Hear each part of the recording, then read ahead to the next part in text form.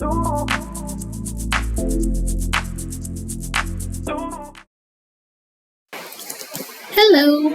Today I have a simple card for you.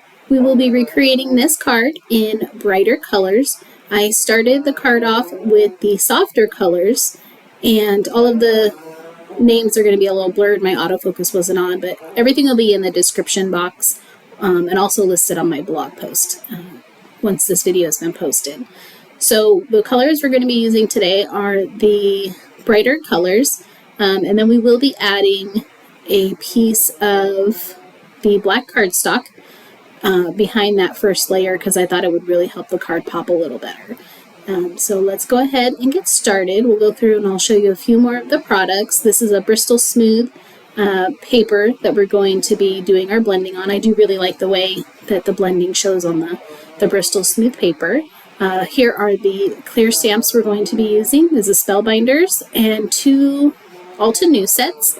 And again, all those details of the names will be on my blog. We're only going to be using the one outline image of the Fresh Bloom set from Altenew. I don't know about you, but I have a hard time with the layering stamps. I'm still working on my process for that. The Fresh Bloom set is really pretty and it has lots and lots of layers that you can just do with lighter colors, darker colors, and it turns out beautiful. Still got practice to do on that. So we're going to go ahead and start off with the picked fresh raspberry. And then I am going to be using just a regular little round blending pad from Tim Holtz to go ahead and get this ink onto paper. And this does take a little bit of time. You have to be really patient with it. You're going to want to go over it multiple times. Once you feel like you have done enough, remember you haven't, do a little more. It always ends up taking a while and, 3 or 4 rounds of color before you really get a nice blend. Blending is something that I really do enjoy doing. I love how the colors come together with the oxides. I've used other inks before with blending and, I just love the creaminess of these oxides. So that's what we're doing here. I am going to be adding in the purple, and I don't know the exact name of it for you, but it'll all be listed like I said before. So when you're blending this in, you want to definitely make sure that you get a lot of ink. It takes a lot of ink to do this. And then you're going to have rough lines, and you're just going to go back in and smooth them all out. Like I said, 3 or 4 times. With the process of my videos, I've tried doing videos in the past, and I usually end up doing like lives on Facebook or Instagram, and it seemed to work out a little bit better for me. But going forward, what I think I want to do with my videos is just record the process of making the card, and then I will go in and add commentary. I'll try and give a little more information on the techniques I'm using. If it's something that you would like to see more on, be sure to put that in the comments. And I can give a more tutorial type of video. This is more what my goal here is, just to have more of a make a card, show you what I'm doing so you can see the steps and what it takes. Some of it will be edited out, especially if I make little mistakes that take a long time, for sure. So here you'll see that I'm going back in over the top of the purple with the pink, and you can see where that line starts to kind of smooth out and you start to get that nice hazy blend look, and that's what you really want to go for. You want to get that just kind of evened out a little bit, and you go in with the pink, then the purple, then back to the pink, and then back to the purple until you get that nice haze and blended line, and it doesn't look like it's all 2 separate spaces. They just kind of come together in the middle, and it looks really nice. For this piece, though, we are actually only going to be using the middle, and then I'll use the leftover paper at some point for another project. It'll go in the backgrounds bin I keep by my desk. So you'll see here, I'm just continuing to blend that in, and you can see where the transition's really starting to happen in here. And you're getting more of a blend than just harsh lines. And I'm just going to keep going in and going over that. And I kind of do a swiping motion because sometimes when you're doing the circle motion, it just leaves too many marks behind. So after I get that initial layer of ink down, I do like to do more of a swiping motion and it gives me that cleaner line. And this card is really fun because it is simple, you can recreate it in so many different colors. And that's what I really wanted to show with this video, is that you can take one, you can add a black layer to it, give it a little more pop. You can do brighter colors, softer colors. You can take any floral set out of your stash and really just, create something fun and something with lots of layering and color layering, I should say, not paper layering or, extras. But it just really gives it a nice look and makes it feel like, a card that you spend a lot of time on, when in reality, maybe it takes half an hour at the most once you get all the blending done. And then right here, I ran to go get a paper towel, and I came back because I forgot to get a white paper towel to wipe off my waffle flower stencil mat. I don't like to leave all that ink on there, and you could always spritz that ink that's left on that with water, and then do some smooshing with your cardstock or take a piece of vellum, grab up the ink, and then swoosh it onto a piece of paper for some ink smooshing. And that would be a great use of that ink. For this video, I was trying to keep it going and I didn't stop to make an extra background. And then what we'll do next is restart the camera because it stopped for some reason. I like to make sure all of my pieces are dry. So I'm just going to hold it down. I'm going to heat it up a little bit and really make sure the ink is dry. When we're going to be adding the other layers of the stamped image on there, the ink may not sit as well if it's too wet. And actually for this card, I did have a little bit of trouble trying to use a StazOn ink. I think my StazOn ink pad needs replaced. So I have shortened that out of the video for the most part. And you'll see that ends up being a little bit of an error. I had to flip over the paper and stamp on the other side. So this process takes a little bit, and I'm just going to go ahead and fast forward right here.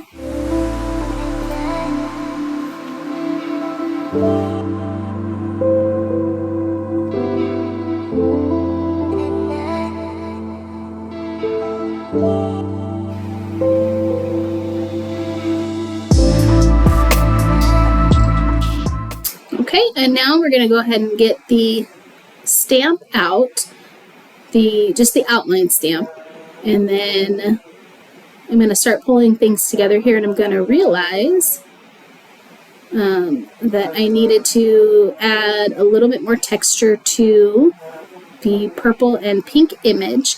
If you see in the card that's on the left-hand side, there are some lines in there, and that came from that swirly stamp. So I'm going to pick a place for my stamp. I want to have some of the pink, and I want that darker purple on the bottom layer, just to give it a little bit darker appearance on the bottom, lighter on the top. I really like the way that looks. And then I'm going to just kind of get it right in the position where I want the purple and the pink to meet exactly. And that's when I'm going to realize that I didn't put the swirly stamp. So I'm going to go ahead and get that out, and it's a Spellbinders swirly stamp, and it is called Circle Sketch. I actually picked it up at Hobby Lobby just a few days ago when I went to go look for some wall decor to paint it, and we painted white in our dining room and kitchen, and I really need to cover up the walls. And I'm going to pull out a distressed ink, not the oxide ink for this, because I don't want the oxides mixing together and then it kind of bleeding a little bit. So I'm just going to use a distressed ink on top of it so that I still get the swirly motion and I don't get a bunch of bleeding in of the colors.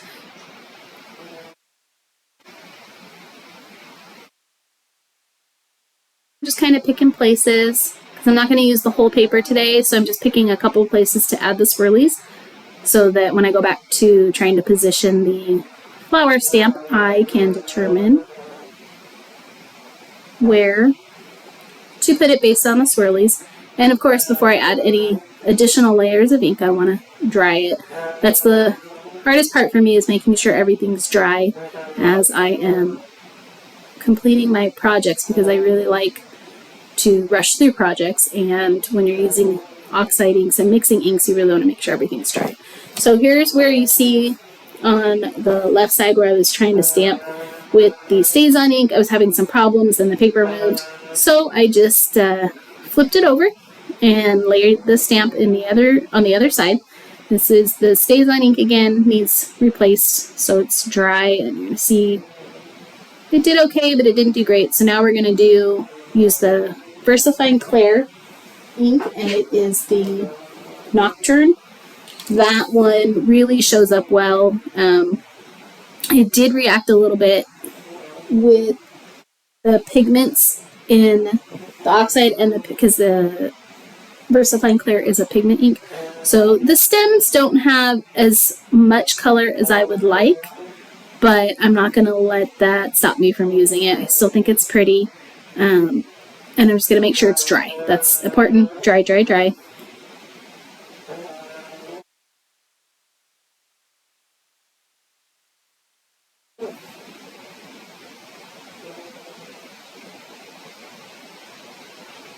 I love watching the process of actually drying. It may take a while, but it's kind of relaxing to watch the heat gun go back and forth and do what it needs to do. Just kind of moving it back and forth to see if it's still glossy anywhere and if I need to dry any additional spots on it. So now I'm going to start to get my stuff out for the die cut. The stamp set has a die that goes with it, and I didn't have the papers and the Gemini cutting mats up high enough, cutting plates, sorry, up high enough, so I went ahead and just edited that part out so you didn't have to sit through that. Now I'm going to take a smaller piece of white cardstock, and I'm going to add ink splatters to it. I measured out my piece right there and realized I wanted to trim it down because I'm going to be adding a black layer behind it for this particular card. So I'm just trimming it down 1/4 of an inch. Any trimmer you have will trim paper down just fine. Make sure you're using the things you have and not buying. Well, I shouldn't say not buying. I should say try and use what you have. Oh, look, black ink. Oh, and there's ink on the back. Oxides can get kind of messy sometimes, and I had something sitting on my desk and it got on there. So I'm going to take another piece. We're going to try it one more time. Just taking it down 1/4 inch on each side. I do a lot of card insides, like I have a bunch cut ahead of time. That way if I'm not using a white cardstock, if I'm using a color cardstock for my base, I can just plop it in there, because card insides is one of my biggest dilemmas. I always seem to not get that done. I have a couple stacks sitting around in the craft room right now that need card insides done. But if I have pre-cut card insides, I tend to get that done a little bit faster than if I didn't. So that's where all my little pieces come from that are already pre-cut. I like to have those on hand. So you see, I just do 1/4 inch matting. And then we're going to go ahead and bring the splatter box back. Add Distress Spray Stain Black Soot. Just kind of flick it around. Who doesn't love splatter? I mean, some people don't, but I love splatter. There you go. And then here we go again. It's time to dry. We're going to dry it. Make sure we're not getting that ink spreading all over the card base or hands. I try to constantly wipe my hands while I'm doing these types of projects. I get little fingerprints on everything if I don't. And the heat gun I'm using is a Stampin' Up! Heat gun. I also have non-Stampin' Up! Heat gun, and I like them both equally. It just depends on the type of project. I was a Stampin' Up! Demonstrator, so I actually have a lot of Stampin' Up! Product. I'm no longer a demonstrator, and I'm just going to continue using what I have. I'm not going to go out and buy a bunch of new products. So here I'm going to take the green. I think it's Lemon Lime Twist. I'll look at the name and make sure it's in the details. And I'm just doing an ink swipe. Simple ink swipe, and then I go back again because I wanted to bring it down a little bit, but I made sure to lift up as I was doing it so I get a little bit more white space behind that. And heat gun. make sure we dry that very well. That green will end up all over the place if you're not careful, and what I had pointed to was there was a little dot that was up at the top, but it's okay. You can always cover up a mistake with some kind of embellishment, mostly. So very few cards that I have to completely scrap because of ink on things, but I will scrap a card and just, use bits and pieces of it with die cuts if I have to. I like a nice finished look on my card. And I'm just trying to be careful, not get ink on everything with inky fingers. I'm going to use my Misty, and I'm going to line up the banks from the Altenew set Mega Label Love. I have always enjoyed a thick sentiment, and these are good size. I want to say that the thank you measures almost 2 1/4, or the thanks I should say, measures almost 2 1/4 by 3/4 of an inch. So it's nice and thick, and I love these because you can do them in so many colors. I posted a New Year's card on my Instagram the other day, and I did the happy in a blue color, and it's just so pretty. You can go ahead over to my Instagram account at Lazy Day Stampin', and you can take a look at that card. And you can see the difference between the black background of the stamp and the blue background of the stamp. It's a lot of fun. So I'm just making sure to kind of line it up a little bit in that white space of the green and over to a little more to the right.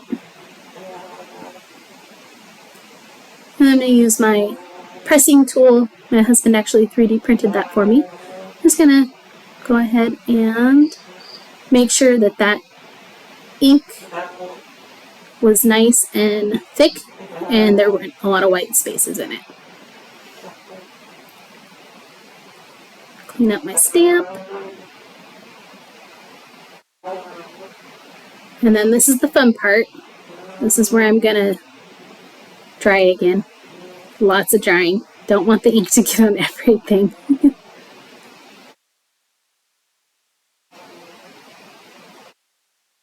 And as it's drying, the VersaFine Clear ink, a bit of the green is popping up through the back and it's showing through, so it kind of gives it a layered look. And it's a really neat look.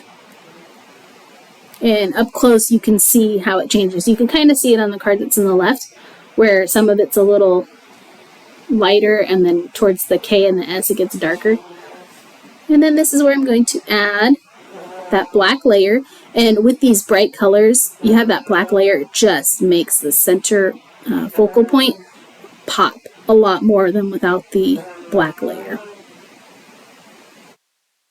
You're doing like a green layer, just taking the ink pad and swiping around some white paper on the edges, but in the end I decided on the black. If you try it and you do a green layer or a colored layer besides black behind it, tag me in it at Lazy Day Stampin'. I would absolutely love to see it.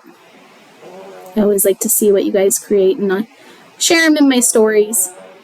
It's a lot of fun to see what everybody's doing and how what I've done inspires you just a little bit, hopefully. Oh, here's the struggle bus. All right, so this is my giant roll of Simon Says adhesive foam. I love this stuff because it's not super thick, so you just get a little bit of lift, but it's a giant roll, and I tend to struggle with it. So this will take a moment. I'm just going to put the tape around all of the edges and then some in the center as well.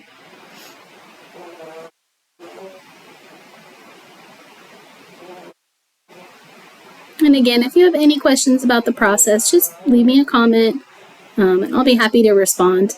As I go through this journey of learning how to edit these videos and do voiceovers, I'm very excited, but it's going to take me a little while to get things looking just right.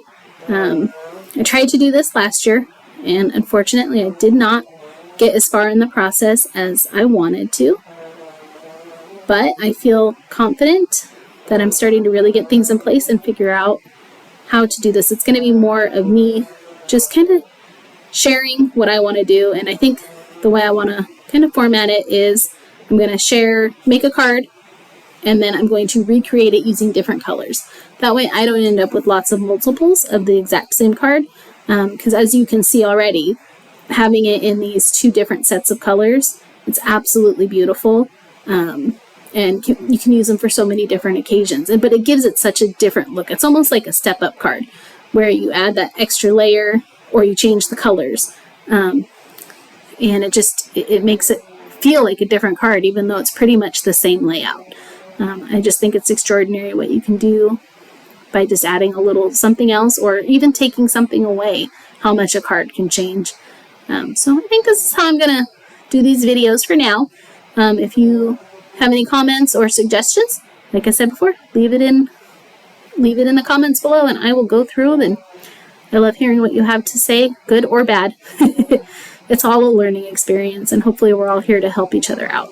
Now, I do use my bone folder to make sure that tape adheres. I usually put a little bit of glue on the back of the dimensional tape, just to ensure there's no popping edges, but I was pushing through and I just didn't think about it at the time. I did it when I did the flowers, when I put the flower on, but I didn't do it on the black base layer. And as you see, I left the flower so the green shows through on both of the sides of the top, just a little bit. And then I'm going to go ahead and stamp the inside of my card, because we want to have completed cards, no missing insides going forward. And since this one's white, I don't need to put an extra layer in there of white. I could, if I wanted to fix up the little bit of stamping and misstep.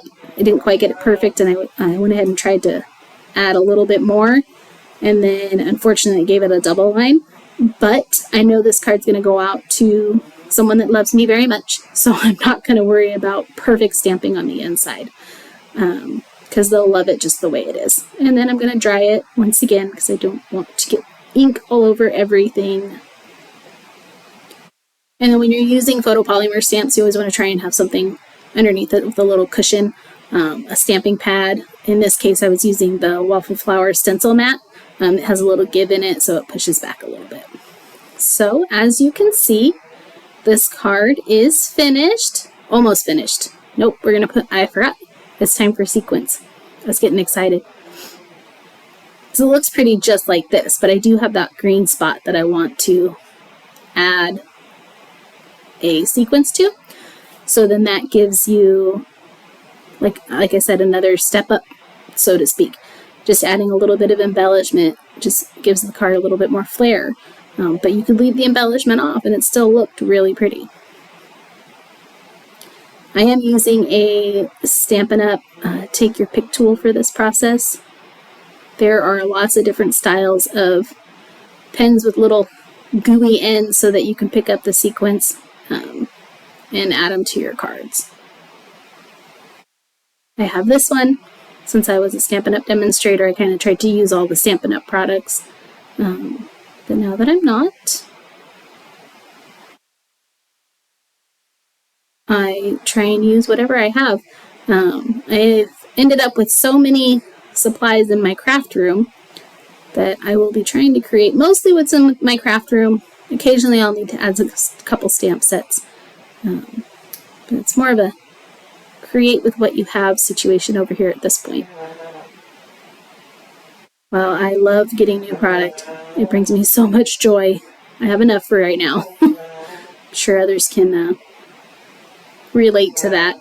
I keep seeing the reels out there right now. Like, not to brag, but I haven't bought a craft supply all year. And we're like, what, 3 days in already? I think it's cute. But this hobby that we have, it can be very expensive. And if you're just doing it for a hobby, it gets costly. Totally worth it, mind you, totally worth it. But let's get through some of our own supplies that we already have. We find so much that we love and we need to make sure we use it. So I'm just picking up the sequins now, and I don't want to get those all over the place.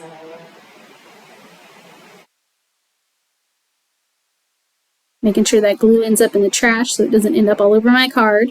And then here we go. So as you can see, 2 cards. pretty much the same, just little bits of difference. And I really love the difference in the colors. I hope you enjoyed this video. Thank you.